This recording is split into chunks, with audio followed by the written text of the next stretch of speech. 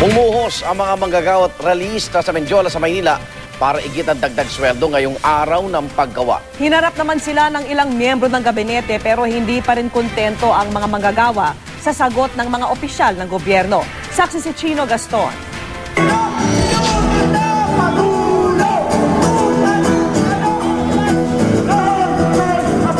Sa effigy ni Pangulong Noynoy Aquino na may katawang aso at may bitbit na mga armas, ibinuhos ng mga miyembro ng grupong Piston.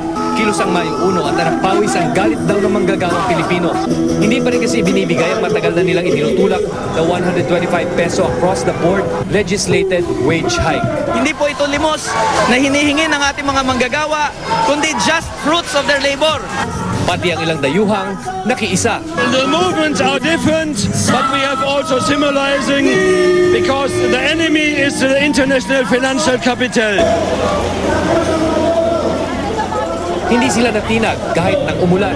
Sa gitna niyan, isang freelance photographer ang napagkamalang ahente at nakuyog hanggang mailayo na ng mga nakaantabay ding tauhan ng Commission on Human Rights.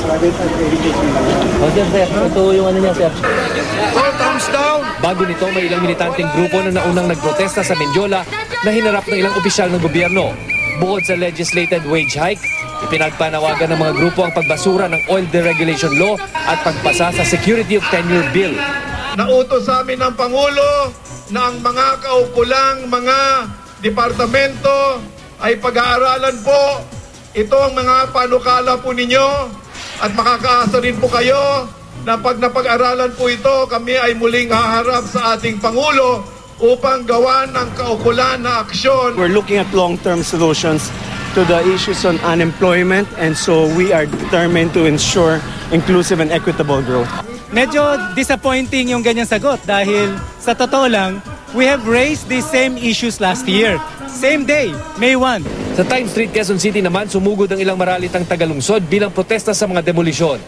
Pero hindi na sila umabot sa bahay ng Pangulo roon matapos mapigil ng mga pulis sa kanto. Nagkaroon din ng protesta sa labas ng Metro Manila tulad sa Cebu, Coronadal at Legazpi. Sa kabuuan naman daw ayon sa pulisya natapos ng mapayapa ang mga kilos protesta ngayong araw ng paggawa. Ako si Chino Gaston ang inyong saksi.